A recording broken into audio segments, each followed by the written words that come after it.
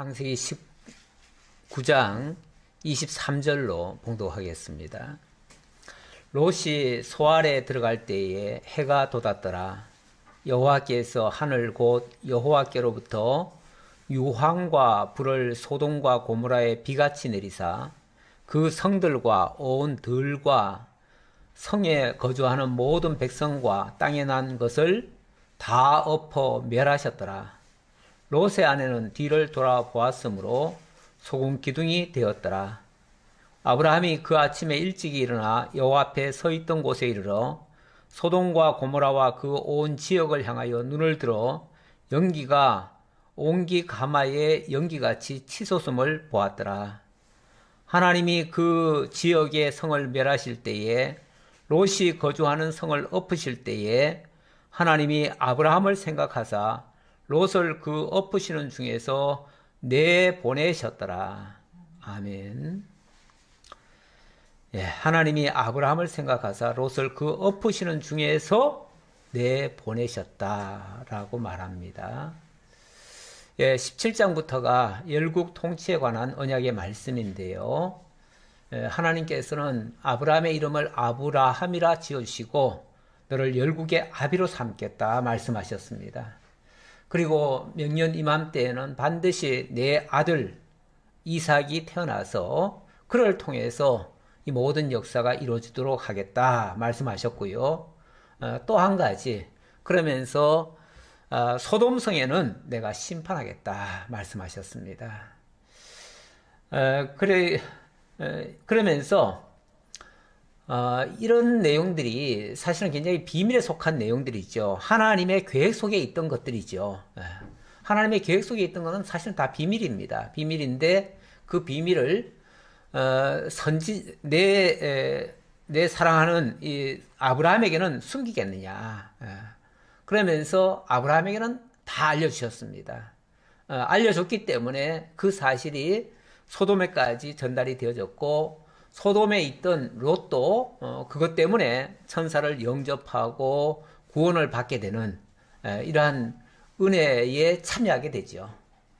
그러니까 아브라함이 소돔에 쉽게 말하면 복음을 전한 거죠. 복음을 전했고 롯은 그 복음을 받은 겁니다. 그런데 이제 복음이라고 하는 것은 받아서 그것이 소화가 되고 그것이 자기 것으로 삼게 되면 그러면 그게 진짜 복이 됩니다. 복이 되는데 만약의 경우 그것을 거부한다든지 받지 않는다든지 깨닫지 못한다든지 이렇게 되어지면 그건 화로 바뀌어요. 그래서 같은 복음을 받았지만은 정말 복에 참여하는 자도 있고 저주에 빠지는 자도 있어요. 오늘 본문은 그거를 함께 소개하고 있습니다. 어쨌든 그 복음에 참여한 롯과 그의 두 딸은 구원을 받게 되고요. 그것을 농담처럼 여겼던 사위들은 멸망을 당했습니다.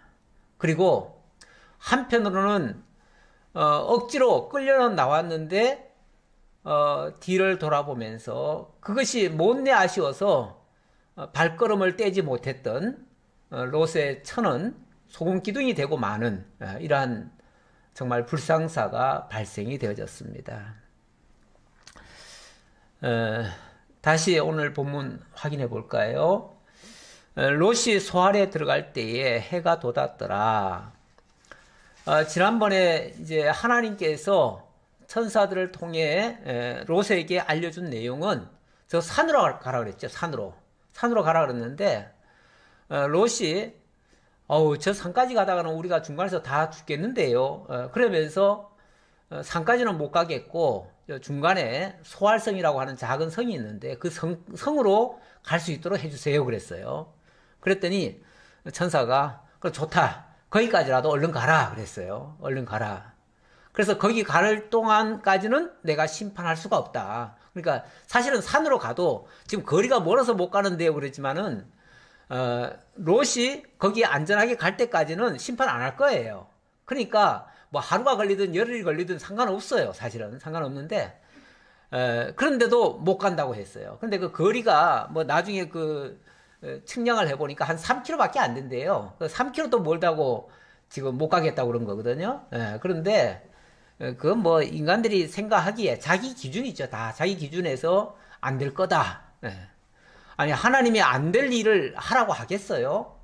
못 갈 일을 가라고 하겠어요? 당연히 할 수 있는 일을 하나님은 하라고 하시죠.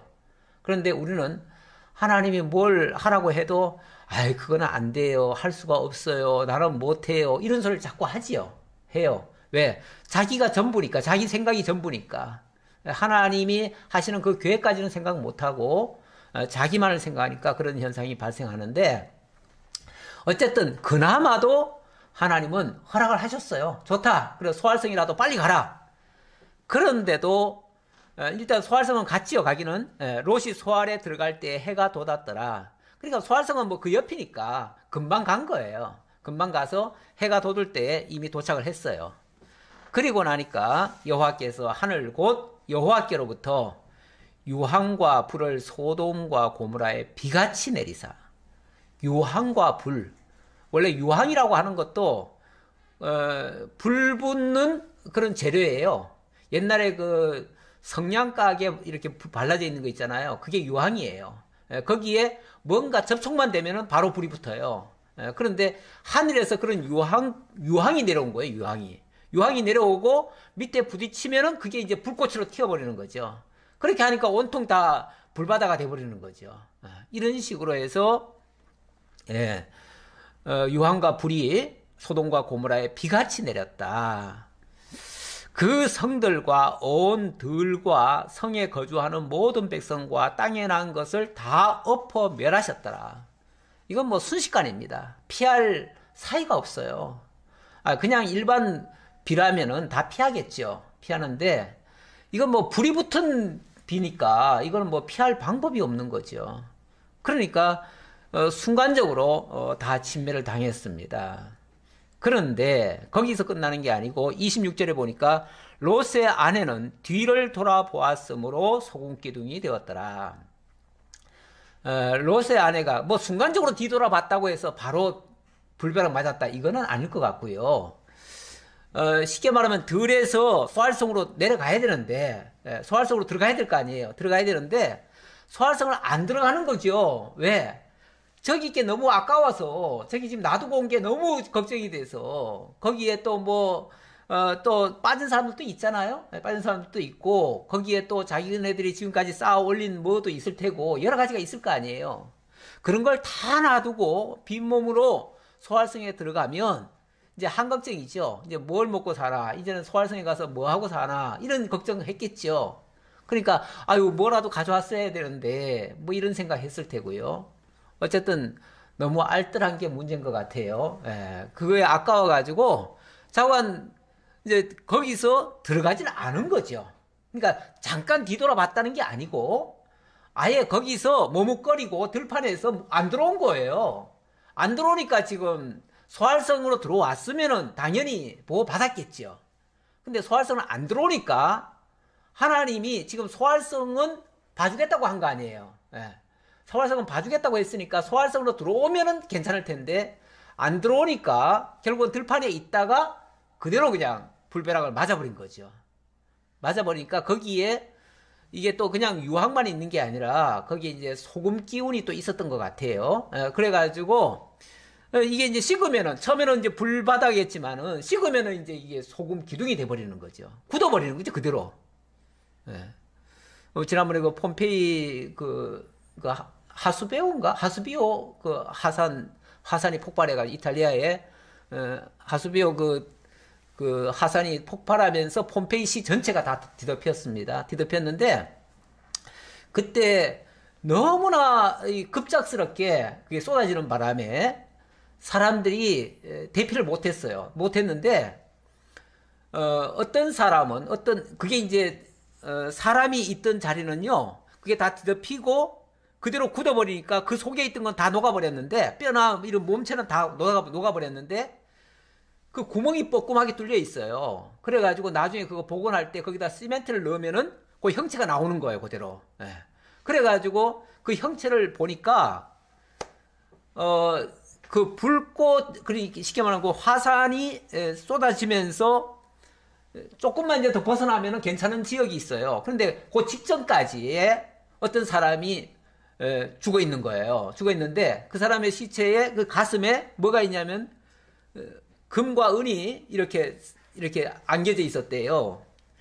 그 사람은 그거 들고 갈래다가 마지막 벼락 맞은 거예요. 쉽게 말하면은. 그거 놔두고 갔으면은 아마 그냥 피했을 수 있었죠. 왜냐면 바로 직전까지 갔으니까. 조금 있으면 이제 갈 건데 그걸 끌고 가다가 그만 죽은 사람이 있어요. 어쩌면 그런 거나 비슷한 얘기죠. 지난번에 제가 원숭이 얘기도 했는데 원숭이 손만 빼면은 사는데 손을 안 빼니까 그냥 죽는 거예요. 우리가 세상 거에 정말 미련을 계속 가지고 있다 보면 물론 뭐 우리가 세상에 살다 보면은 세상 걸 안 가질 수는 없어요. 세상이 필요하지요. 세상 거 다 필요하고 그것도 다 우리에게 하나님이 정말 복으로 누리도록 주신 거예요. 그러니까 누릴 때는 누릴 수 있어요. 근데 문제는 정말 하나님의 심판이 지금 임했는데도 거기에 계속 미련을 가지고 있으면은 그것 때문에 결국은 심판에 그대로 빠질 수밖에 없다는 하나의 경고지요. 경고인데 바로 롯의 아내는 그런 상황이 되어버렸다. 근데 27절에 보니까 아브라함이 그 아침에 일찍 일어나 여호와 앞에 서 있던 곳에 이르러 소돔과 고모라와 그 온 지역을 향하여 눈을 들어 연기가 옹기 가마에 연기같이 치솟음을 보았더라. 저는 이 장면이 참 인상 깊게 지금 들려져요. 아브라함이 일찍 일어났대요. 일찍 일어나서 뭘 했냐면 소돔성을 바라본 거예요. 소돔 쪽을 향해서 바라본 거예요. 바라보다가 뭘 봤냐면은 거기서 그 연기가 올라오는 그 장면을 봤다는 거죠. 그러니까 상당히 거리가 원래 떨어져 있어요. 떨어져 있는데도 그쪽을 향해서 바라봤는데 그쪽에서 연기가 올라오더라. 왜 그쪽을 바라봤겠어요? 하나님이 미리 알려줬잖아요. 소돔성을 심판할 거라고 알려줬기 때문에 그쪽을 바라본 거죠. 그쪽을 바라보면은 그냥 구경만 했겠어요? 구경하는 게 아니죠. 왜 그쪽을 바라보겠어요? 거기 소돔에 지금 롯이 있잖아요. 그 롯을 하나님께서 지금 그 소돔성을 심판하는 가운데서 롯을 구원하러 지금 사실은 천사들이 간 거 아니에요. 그랬으니까 그 사실을 알려주기 위해서 자기가 지금 힘을 쏟았을 테고요. 당연히 쏟았을 테고 그리고 하나님이 어떻게 해주시는가 그걸 지금 바라보면서 그걸 지금 지켜본 거예요. 그러니까 이 말은 계속 그쪽을 향해서 기도하고 있었다는 얘기예요. 제가 그 얘기를 하려는 거죠. 우리가 뭘 바라본다고 하는 거는요. 아무 뜻 없이 바라보는 건 없어요. 우리가 예를 들어서 세상을 향해서 깊이 바라보고 있다면은 그 세상이 좋아서 바라볼 수도 있고요. 아니면 그게 걱정이 돼서 정말 거기서 구원할 자를 구원하기 위해서 바라볼 수도 있어요. 물론 지금 아브라함은 지금 구원하기 위해서 바라본 거지요. 그리고 또 간절히 하나님 앞에 기도하면서 바라본 거지요. 하나님, 저기 지금 롯이 있는데 저 롯을 구원해 주셔야 되지 않습니까? 이러면서 지금 기도하면서 지금 바라본 거죠. 이 기도하면서 바라보는 그것이 나는 굉장히 귀하다. 그 얘기를 지금 하려는 것이고 왜 그렇게까지 생각을 할 수밖에 없냐 하면 그 뒤에 장면이 나오잖아요. 뭐라고 나옵니까? 29절에 하나님이 그 지역의 성을 멸하실 때에 롯이 거주하는 성을 엎으실 때에 하나님이 아브라함을 생각하사 롯을 그 엎으시는 중에서 내보내셨더라. 아브라함을 생각했다는 말 그 자체가 그냥 제가 지난번에는 그냥 큰 틀에서 하나님이 언약하셨기 때문에 그 언약을 하나님이 지키시기 위해서 했다라고 얘기했지만 좁게 말하면은 지금 아브라함의 관심사가 지금 거기만 가 있어요. 거기만 관심 가지고 있고 그리고 그 롯을 향해서 계속 지금 기도하고 있는 중이에요. 그러니까 하나님이 어떻게 저 사랑하는 아브라함이 내 언약의 대상인 아브라함이 저쪽을 향해서 그렇게 기도하고 있고 그렇게 지금 관심을 가지고 있는데 그걸 멸하실 수가 있어요. 그렇죠? 그래서 하나님이 아브라함을 생각하사 그것을 지켰다는 말은 진짜 아브라함이 그를 위해서 정말 간절히 기도하고 있었다는 증거예요. 이게 증거고 그거를 하나님께서 정말 외면할 수 없었다 그 얘기예요. 그래서 그 아브라함을 생각하사 롯을 그 엎으시는 중에서 꺼내주셨다. 그러니까 전적인 이거는 아브라함의 중보 기도 덕이에요. 그렇죠? 이렇게 기도하는 걸 중보 기도라고 그러죠. 이렇게 기도하는 걸 중보 기도라고 그러는데, 이렇게 아브라함이 기도하니까 롯도 구원을 받는구나. 그럼 우리도 중보 기도하면은 구원 받겠구나. 그래요?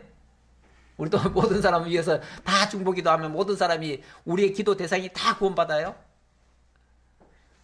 사실 그렇지는 못해요. 왜 그러냐면 중보 기도라고 하는 것도요. 이게 여기에 많은 오해가 있는 것 같아요. 누구든지 위하기만 하면 다 중보 기도가 되는 거라고 생각하는데 중보하는 자는요. 중보의 자격이 있어야 돼요. 쉽게 말하면 면허가 있어야 돼. 아무나 중보한다고 중보가 되는 게 아니에요. 물론 우리가 기도를 다 위할 수는 있지요. 위해서 기도할 수는 있어요. 그렇다고 해서 모든 사람의 기도가 100%다 효과가 있느냐? 그건 아니라는 거죠. 일단은 아브라함은 그 자격이 충분해요. 왜 그러냐면 하나님께서 아브라함과는 뭘 맺은 사람이에요? 뭘 맺은 거예요? 언약을 맺었어요. 그래서 내가 너를 통해서 세계 만민이 복을 받게 하겠다. 그리고 너를 떠나는 자는 저주를 받게 하겠다. 그러니까 아브라함이 완전히 통로가 되는 거예요. 그 중보자가 되는 거예요. 그야말로 중보자가 되는 거예요. 그래서 하나님이 그 아브라함은 언약의 대상으로 삼고 그를 중보자로 삼고 그를 통해서 만민이 복을 받기도 하고 만민이 그를 그 아래에 다 굴복하기도 하고 그래서 열국을 통치하도록 하나님이 기본적으로 만들겠다는 얘기 아니에요? 모든 사람이 아브라함을 통해서 복도 받고 저주도 임한다는 것은 모두가 다 아브라함의 영역 아래 들어오게 한다는 얘기예요. 그래서 아브라함에게 하나님이 열국 통치의 언약을 하신 거예요. 그랬으니까 그 자격이 되는 것이고요. 우리는 솔직히 그런 것을 다 지금 우리를 통해서 이 세상 만사를 다 바꾸시려고 하는 계획이 하나님 있는 게 아니에요. 우리는 오히려 그 아브라함을 통해서 복을 받는 거기에 해당되는 우리는 그 열매들이 있죠. 어찌 보면 그 열매들이니까. 근데 이제 성경에는 이런 말씀이 있어요. 이 아브라함은 결국은 장차 오실 예수 그리스도의 예표적인 인물이에요. 그러다 보니까 결국은 진정한 중보자는 우리 주 예수 그리스도예요. 그래요, 안 그래요? 그렇죠? 그래서 제가 성경 구절을 하나 찾아볼게요. 디모데전서 2장 5절에 보면 이런 말씀이 있습니다. 디모데전서 2장 5절입니다. 하나님은 한 분이시요 또 하나님과 사람 사이의 중보자도 한 분이시니 곧 사람이신 그리스도 예수라. 하나님과 우리 사이에 계신 분이 중보자죠. 그런데 그 중보자는 유일하게 딱 한 분밖에 없다는 거예요. 그 한 분이 바로 우리 주 예수 그리스도시라는 거예요. 그래서 우리가 기도를 하더라도 내 이름으로 기도하는 게 아니에요. 쉽게 말하면 내가 기도하는 게 아니에요. 예수 그리스도의 이름으로 기도하는 거예요. 예수 그리스도를 빌어서 기도하는 것이고 예수 그리스도를 통해서 기도하는 거예요.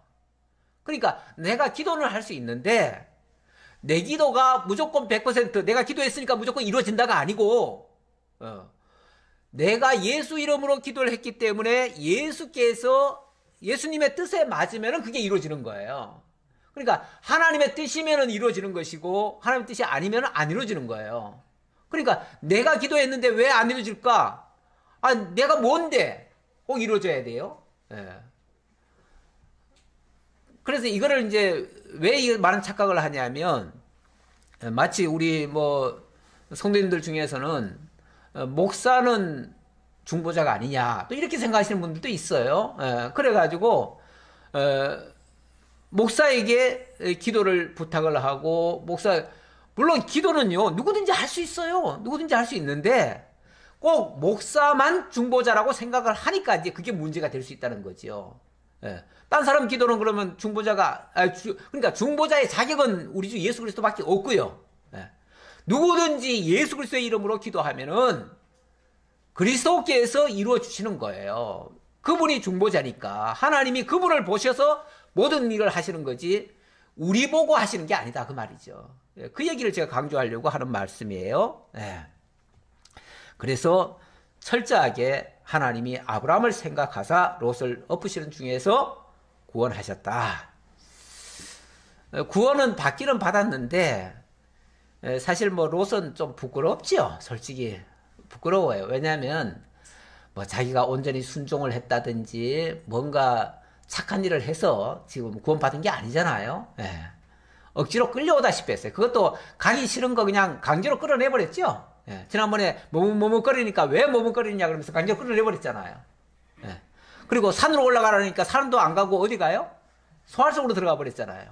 예. 물론 그것까지도 하나님이 봐주셨어요. 봐주셨지만 그건 어디까지나 아브라함을 생각해서 봐준 거지 그 사람 한계에 올라가지고 봐준 게 아니에요.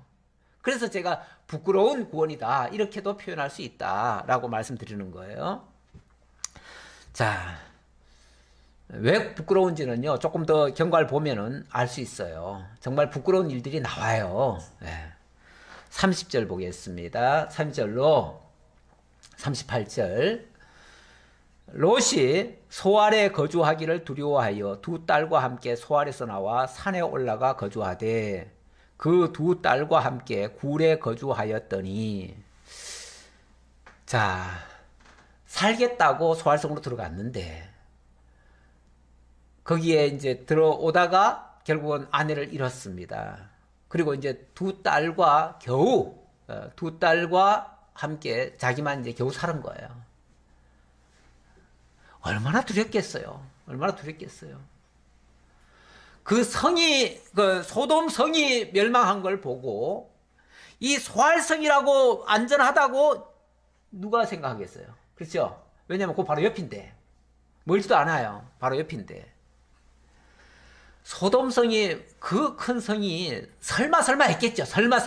그러니까 처음에 소알성으로 들어갈 때만 해도 설마 하나님이 멸망을 시켜도 조금 한번 뭐 우리나라 뭐 태풍 불듯이 한번 휙 지나가고 말겠지 했겠지요.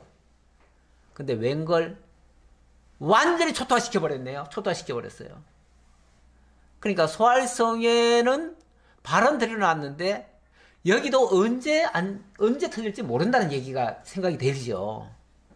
그러니까 거기 계속 머물러 있고 싶겠어요? 사람들은요, 이 불안한 마음이 스며들면 도저히 못 삽니다. 사실은 그 다음에 아무리 안전조치를 잘 해놔도요, 그 다음에는 거기 못 살아요. 예. 그래가지고 결국은 우리가 갈 곳은 이제 저 산밖에 없나 보다. 그래가지고 결국은 산으로 또 가는 거예요. 진작 말 들으면 더 편할 텐데. 예. 어쨌든 뭐 그렇게라도 어쨌든 우리 하나님 가만히 보면요, 우리 하나님도 집요하셔요. 그렇죠? 당신이 생각하신 거 처음에는 좀 양보하는 것 같아도 나중에 가보면 양보한 거 없어요. 결국은 당신 뜻대로 이루셔요. 그렇죠? 예. 결국은 산으로 옮겨가게 만들어요. 예. 가기 싫다고 발버둥 치다가도 결국은 안 가고는 못 베기도록 만드셔요. 예. 그래서 산으로 올라갔어요. 예. 그렇게 해서 산으로 올라가서 두 딸과 함께 굴에 거주하였는데 이제 뭐 거주할 때라는 게 없잖아요. 산이라고 하는 거는 유일하게 그나마 비바람을 피할 수 있는 데가 굴이니까 굴 속에 들어갔습니다. 그런데 큰딸이 작은딸에게 이르되 우리 아버지는 늙으셨고 온 세상의 도리를 따라 우리의 배필될 사람이 이 땅에는 없으니 우리가 우리 아버지에게 술을 마시게 하고 동침하여 우리 아버지로 말미암아 후손을 이어가자 하고. 무슨 이런 생각을 다 합니까? 이제 딸이 둘인데 큰 딸이 작은 딸한테 그런 제안을 합니다. 우리 아버지는 이제 늙으셨다. 그리고 이 세상은 지금 다 망했다. 그러니 이 세상 이치를 따라서 우리가 마땅히 자손을 퍼뜨려야 되는데, 자손을 낳아야 되는데, 지난번에 사위들 다 잃었잖아요. 그러고 나니까 이제 이 세상에는 남자를 구할 수가 없다. 그러면 결국은 이 세상은 다 망한다. 다 끝났다. 우리 그런 생각을 많이 해요. 자기한테 무슨 정말 안 좋은 일이 발생하고요. 정말 돌이킬 수 없는 일 같은 게 만약에 만들어지면요. 아이고, 망했다. 끝났다. 이제 나에게는 살 방법이 없다. 그리고 자포자기하는 경우. 그 사람의 세계에는 그게 전부였어요. 그러니까 그게 안 되는 순간 다 끝났다고 생각하는 거죠. 그러나 세상이 그렇게 해서 쉽게 끝납니까? 그렇게 해서 끝나는 게 아니에요. 자기 세계가 좁아서 그런 거죠. 지금 시대야 온 세상을 우리가 지금 다 막 뉴스로도 보고 다 하니까 세상이 넓다는 건 알지만은 아마 이 당시만 해도 세상이 그렇게 넓다고 생각하지 않았을 거예요. 그러니까 자기네가 살고 있는 데가 전부라고 생각하고 우물한 개구리죠. 그게 전부라고 생각하니까 자기네들 상식으로 생각할 수 있는 그것도 머리 많이 써가지고 사실 이거 머리 많이 쓴다는 게 이게 좋은 게 아니에요. 이런 거를 잔머리라고 그러는데 잔머리 많이 써봤자 죽을 패만 생겨요. 나중에는 옳은 거는 하나도 없어요. 쓸만한 게 없어요. 별로. 뭔가 우리가 원리를 알고 원칙을 알면 뚜벅뚜벅 걸어가는 게 가장 좋은 건데 우리가 어떤 현실적인 상황에 부딪히면은 그런 것들은 잠시 제껴지고 당장 눈앞에 보이는 것만 가지고 판단을 하고 결정을 하려고 하지요. 그러다 보니까 꼭 실수가 발생해요. 근데 어쨌든 이 딸들이 이런 생각을 했습니다. 그래서 자녀는 낳아야 되겠는데 자녀 낳을 방법이 없으니까 아버지를 통해서라도 후손을 잇는 것이 우리의 도리다. 이렇게 생각을 한 거예요. 아주 자기네 딸은 최상의 선택을 한 거라고 생각을 하는 거죠. 근데 상대가 아버지다 보니까 차마 제정신은 못하겠고 그러니까 아버지한테 그런 얘기 할 수도 없고요. 그러니까 아버지에게 술을 먹여놓고 정신을 이렇게 만들어 놓고 해야 되겠다. 이렇게 한 거예요. 33절에 그 밤에 그들이 아버지에게 술을 마시게 하고 큰딸이 들어가서 그 아버지와 동침하니라. 그러나 그 아버지는 그 딸이 눕고 일어나는 것을 깨닫지 못하였더라. 깨달으면 큰일 나죠. 깨달으면 안 되죠. 역사가 안 일어나죠. 그러니까 못 깨닫게 하는 것도 역사를 이루는 데는 필요한 그런 일들이죠. 왜 이게 필요한지는 또 두고 봐야 되는데 어쨌든 이런 윤리 도덕적으로는 도저히 말이 안 되는 얘기인데 결국 이런 일들이 발생이 됐습니다. 이튿날 큰딸이 작은딸에게 이르되 어젯밤에는 내가 우리 아버지와 동침하였으니 오늘 밤에도 우리가 아버지에게 술을 마시게 하고 네가 들어가 동침하고 우리가 아버지로 말미암아 후손을 이어가자 하고 그 밤에도 그들이 아버지에게 술을 마시게 하고 작은딸이 일어나 아버지와 동침하니라. 그러나 아버지는 그 딸이 눕고 일어나는 것을 깨닫지 못하였더라. 깨닫지 못하게 할 정도로 술을 많이 먹여놓고 이런 망령된 짓을 했습니다. 그런데도 뭔가 일은 또 되는 것 같아요. 롯의 두 딸이 아버지로 말미암아 임신하고 큰딸은 아들을 낳아 이름을 모압이라 하였으니 오늘날 모압의 조상이요 작은 딸도 아들을 낳아 이름을 베남미라 하였으니 오늘날 암몬 자손의 조상이었더라. 이 성경이 기록될 당시에는 그런 어떤 이제 후손 이게 이제 나중에 모세가 기록한 거니까요. 모세가 기록하다 보니까 모세 시대에는 모압과 암몬 자손이 있었는데 바로 그들의 조상이 이랬었다. 지금 그 얘기를 하는 거죠. 참 이거는 참 뭘로 설명을 할 방법이 없어요. 이거는 왜냐하면 이 세상의 기준으로 윤리 도덕적인 기준으로는 이건 부정하다고 밖에 말을 못 하겠고 뭘로 제가 이걸 합리화를 시킬 수가 없어요. 합리화를 시킬 수가 없는데 그러나 이게 만약에 불필요했다면 굳이 이런 걸 여기다 성경에 기록해야만 됐을까? 라고 이제 반문을 해보는 거죠. 그런데 결국은 이게 필요했으니까 결국 이런 역사가 일어난 거예요. 했는데 어쨌든 이 모압과 암몬이라고 하는 이 이 족속들은 참 부정한 그러한 족속들이고, 뿐만 아니라 이런 족속들이 나중에 보니까 할 일이 있어요. 무슨 할 일이 있냐면 두고두고 이스라엘을 괴롭히는, 이스라엘 곁에서, 멀리 떨어지도 않고요, 이스라엘 곁에서 이스라엘을 괴롭히는 존재로 필요했던 거예요. 그러니까 우리 하나님께서 당신의 백성들을 어찌 보면 훈련하고 연단시키는데, 그 도구로 어찌 보면 막대기와 채찍질하는 역할, 그런 역할을 하는 데에 필요한 도구로 쓰셨어요. 이건 정말 참 구원받은 그 자체로 보면은 뭐죠? 복이죠. 복인데 그 열매로 보면은 이거는 뭐 재앙 같은 거예요. 예. 그래서 이런 구원을 사실은 온전히 좋은 구원이라고 말할 수는 없지요. 그러다 보니까 뭐 학자들이 그렇게 표현을 했어요. 부끄러운 구원이라고. 예. 그래서 롯이 구원을 받은 것은 정말 부끄러운 구원을 받았다.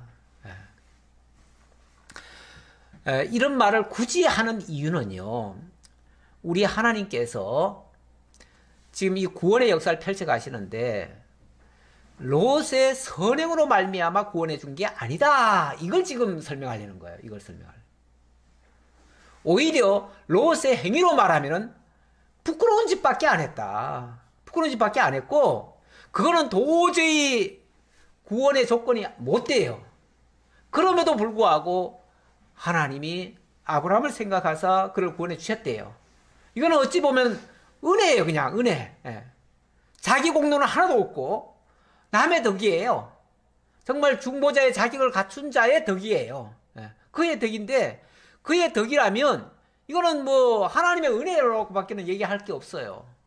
그러니까 우리가 이 땅에 우리가 구원의 역사를 가끔씩 봤는데, 그런 것도 가만히 보면 내가 잘해서 받는다기보다는 하나님의 은혜로 구원을 받고 있다, 이걸 이제 깨닫게 되는 거죠. 그래서 우리가 놀라운 그런 은혜를 받고 나면요, 받고 나서 가만히 생각해 보면 내가 잘한 게 하나도 없어요. 그런데 받았거든요. 아, 그래서 이건 하나님이 해주셨구나, 하나님의 은혜였구나.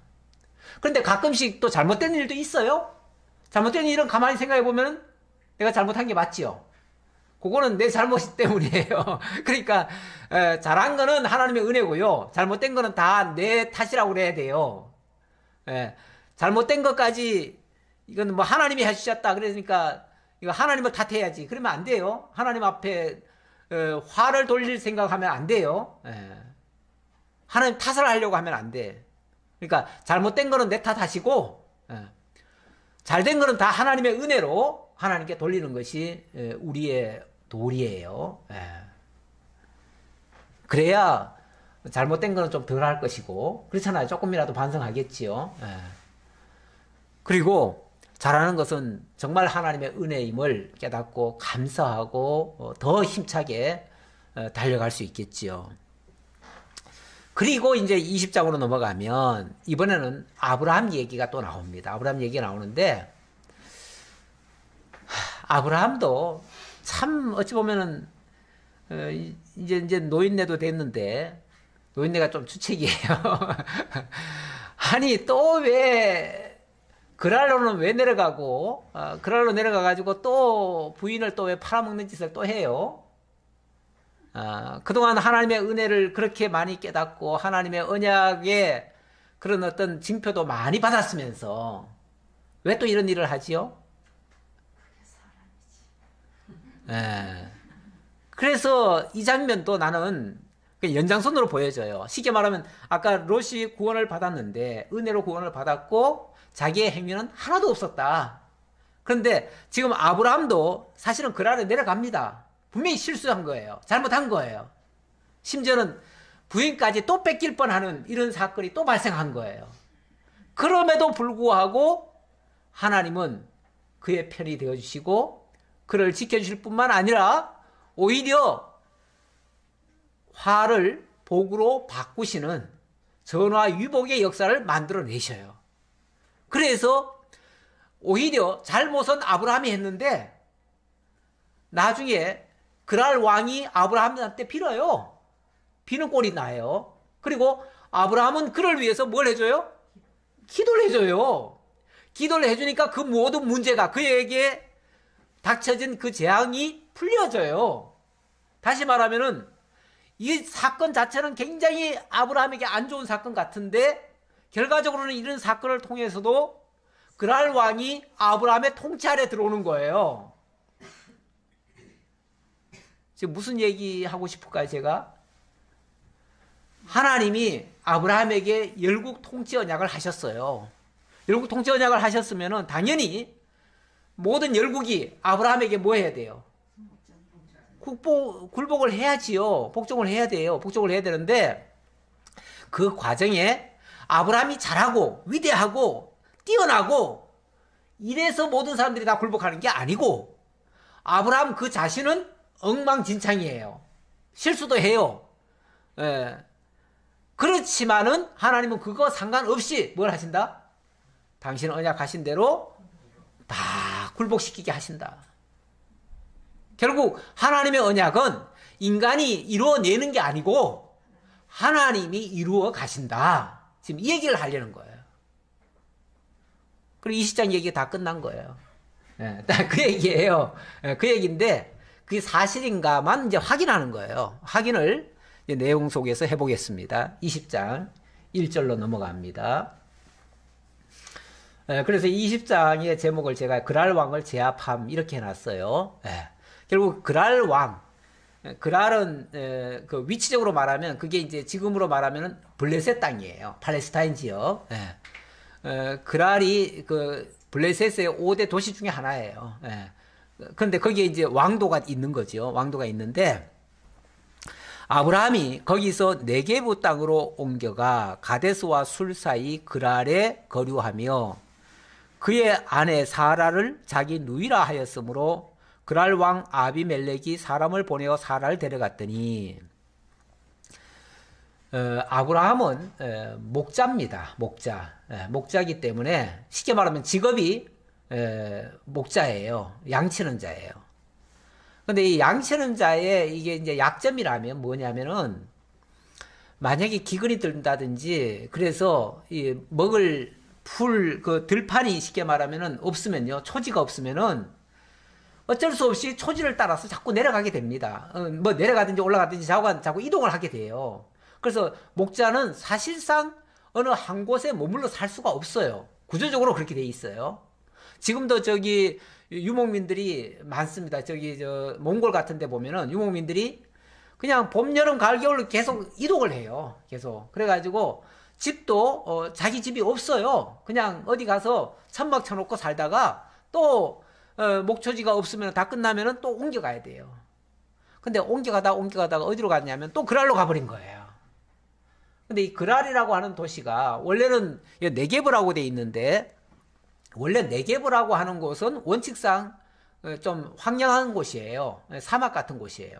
이 남부 지역인데요. 그런데 남부 지역에서 여기 저 그랄이라고 하는 땅 요 자체는요. 여기는 땅이 괜찮아요. 왜 그러냐면 사막이 많이 펼쳐져 있고 여기는 골짜기가 있어요.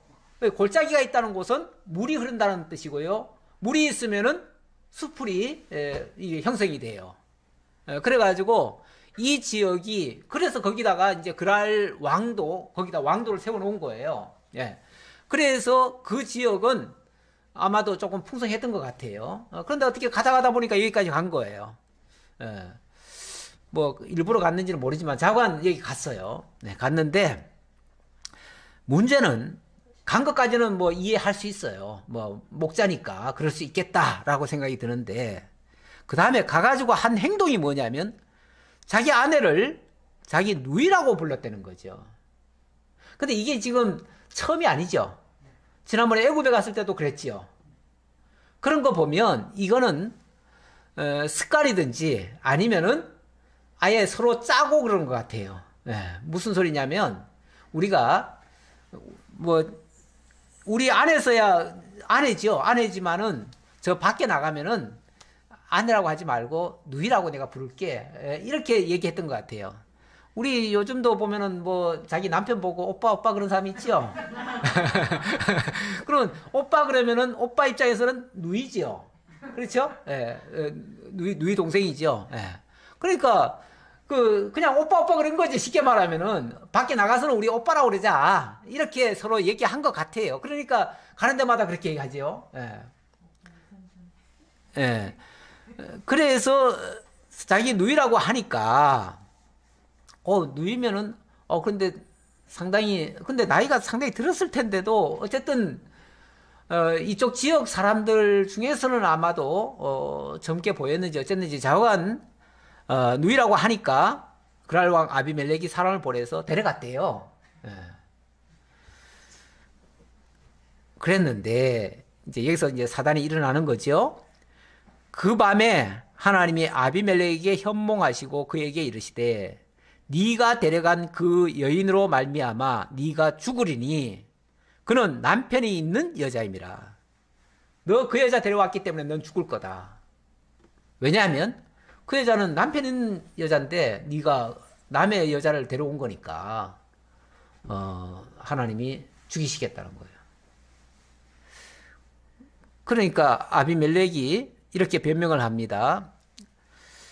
아비멜렉이 그 여인을 가까이 하지 아니하였으므로 그가 대답하되 주여 주께서 의로운 백성도 멸하시나이까? 이런 질문 어디서 많이 들은 소리 같은데?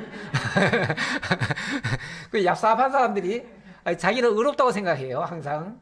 그러면서 하나님이 뭐 의로운 사람까지도 심판합니까? 내가 뭘 잘못했길래 날 심판합니까? 안 믿는 사람들은 다 그렇게 생각하지요. 자기는 착하다고요. 뭐 착각은 자유죠, 항상. 근데 안 믿는 사람들이 요즘은요, 믿는 사람들을 더 욕합니다. 아유, 한국의 그냥 기독교인들은 전부 다 개독인들이야. 그러면서 아주 뭐 말도 안 듣고 뭐 어쩌고 저쩌고 뭐 하나님을 믿으려면은 똑바로 믿지. 그런 식으로 믿어가지고 차라리 너들보다는 내가 더 낫다. 이런 사람들이 있어요. 이렇게 욕하는 사람들이 있어요. 뭐 모르겠어요. 윤리 도덕적으로는 더 나을는지 모르죠. 더 나을 수도 있지요. 뭐 왜냐하면은 뭐 윤리적으로야 세상에서도 착한 사람 꽤 있잖아요. 뭐 착한 일을 하는 사람들 꽤 많아요. 뭐 길거리에서 밥해서 퍼 날라주는 사람도 있고요. 뭐 많은 자기 돈 출연해가지고 이제 뭐 연말 연시면은 돈 또 모으는 거 있잖아요. 구세군? 구세군 거기 모으는 것도 있고 하니까 안 믿는 사람들도 많이 하거든요. 그러다 보니까 안 믿는 사람들이 봤을 때 자기네들이 예수 믿는 사람들보다 훨씬 더 착한 일을 많이 한다 생각할 수 있어요. 그러니까 의롭다고 생각하는 거죠. 쉽게 말하면. 그게 의롭다고 생각하는 거예요. 왜 예수를 안 믿어요? 그렇죠. 내가 의인인데 뭐 예수 믿고 뭐 다시 굳이 구원받을 이유가 없잖아요. 근데 지금도 의로운데. 그러니까 구원받을 필요성을 못 느끼는 거예요. 아니 죄인이라야 죄에서 벗겨달라고 하나님 앞에 뭐 빌든지 뭐 구하든지 뭘 하지요. 그런데 아니 죄인이 아닌데 뭐 내가 떳떳한데 뭐 심지어는 하늘을 우러러 한 점 부끄러움이 없는데 뭐 무슨 뭐 그러니까 의롭다고 느끼는 거죠. 근데 사실은 뭐 이쁜 여자 무조건 데려가면은 그건 의로운 겁니까? 그것도 의롭지 않고 뭐 행위로 따지면은 하나님이 안 따져서 그렇지 따지면은 다 죄인이에요. 죄인 아닌 사람이 세상에 하나도 없어요. 다 죄인이에요. 죄인인데 지금 당장 어쨌든 이것 때문에 지금 뭐 죽인다고 하니까 내가 그 여자를 가까이도 안 했는데 의로운 백성도 멸하십니까? 라고 지금 반문합니다. 그가 나에게 이는 내 누이라고 하지 아니하였나이까? 그 여인도 그는 내 오라비라 하였사오니 나는 온전한 마음과 깨끗한 손으로 이렇게 하였나이다. 뭐 이 사람 말이 뭐 크게 틀린 말도 없어요. 보니까 분명히 아브라함이 누구냐 그랬더니 제 누인데요. 그랬고 그건 또 그 여자한테도 사라한테도 누구냐 그랬더니 우리 오빠인데요. 난 얘기했어요. 그러니까 나는 그렇게 얘기하는데 데려간 게 뭐 죄냐 이렇게 얘기하는 거죠. 그랬더니 하나님이 꿈에 또 그에게 이르시되, 이거 이제 한 번만 하나님이 꿈에 나타나신 게 아니고 연거푸 나타나셨던 것 같아요. 하나님이 또 그에게 이르시되, 네가 온전한 마음으로 이렇게 한 줄을 나도 알았으므로 너를 막아 내게 범죄하지 아니하게 하였나니 여인에게 가까이 하지 못하게 함이 이 때문이니라. 어쨌든 그 여인에게 가까이 하면 안 되니까 내가 그거 막기 위해서 내가 연거푸 너에게 나타나서 이거 알려주는 거다. 네가 아직까지 그 여자를 가까이 하지 않은 것은 내가 안다. 알지만은 그걸 막기 위해서 내가 지금 이렇게 하는 거다라고 지금 일러주시는 거죠. 그러면서 이제 그 사람의 아내를 돌려보내라. 그는 선지자라. 자, 그러면서 그는 선지자다. 그는 선지자. 선지자란 말은 원래 하나님이 자기를 계시해서 백성들에게 당신을 알려주는 사람. 네, 이런 사람이 선지자죠. 그러니까 하나님이 자기를 그 아브라함에게는 다 보여주고 알려주고, 그리고 그 아브라함으로 하여금 하나님을 드러내는 사람이에요.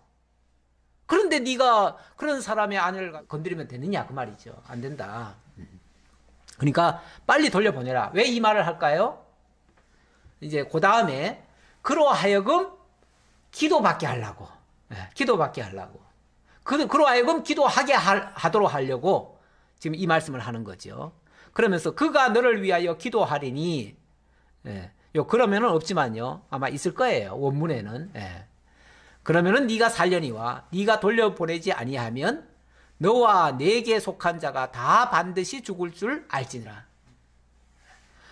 만약에 그가 와가지고 너한테 기도해주면은, 너를 위해서, 너한테 기도하는 게 아니라 하나님께 기도하는데 너를 위해서 기도해주면, 그러면은 하나님이 봐주고, 그가 만약에 너를 위해서 기도 안 해주면 너는 반드시 죽는다. 너만 죽는 게 아니고 너의 모든 가족까지 다 죽을 거다. 완전히 이 나라를 완전히 망하게 할 거다. 엄청난 하나님께서 경고를 하시는 거죠. 그러니까 결국 기도 받는다 이 표현 때문에 저는 이게 약간 말이 거슬려요. 기도 받는다 이 표현이. 사실은 기도는 사람이 받는 게 아니잖아요. 그렇죠? 기도는 하나님이 받으시는 거죠. 하나님께 기도를 하고, 그러면 하나님이 그 기도를 들으시고 은혜를 베푸시는 거죠. 어쨌든 자관 하나님 직접 해주실 수도 있지만 반드시 아브라함을 통해서 기도를 받으신 다음에 아브라함을 통해서 그에게 복이 가도록 해주겠다 그 얘기예요. 그러니까 이건 아브라함을 통하겠다는 거잖아요. 왜요? 아브라함이 열국의 아비가 돼야 되니까. 결국은 그 그랄 왕도 아브라함의 복속돼야 되니까 그거 되게 하려고. 그러니까 우리가 기도 받는다라는 표현은요, 그 사람 종된다는 얘기나 마찬가지예요. 그래서 저는 이 말이 별로 안 좋아요. 우리 목사님한테 기도 받아야 되는데, 목사님한테 기도 받으면요 목사님 종돼요. 근데 지금 이 말을 하고 싶은 거예요. 그러니까 누구한테 기도 받는다는 말은 그 사람의 종이 되는 거예요. 그러니까 그 사람 종되지 말고요, 기도는 하나님께 그냥 하세요. 그러면 하나님이 우리 주 예수 그리스도의 이름으로 해주실 거예요. 그러니까 반드시 기도할 때 하나님께 기도하는데 예수 이름으로 하시고, 왜냐하면 아까 그랬잖아요. 유일한 중보자는 예수 그리스도시라고요. 그래서 예수 그리스도를 떠나서 기도하면 무효예요. 무효. 왜? 중보자는 다른 이름으로는 주신 일이 없으니까. 중보자를 다른 이름 준 적 없어요. 목사님이 중보자 될 수 없어요. 어느 성도가 중보자가 될 수가 없어요. 오직 예수 이름으로만 기도하고 그 예수 이름으로 이루어지는 것을 체험하셔야 돼요. 그게 이제 하나님이 해주시는 기도예요.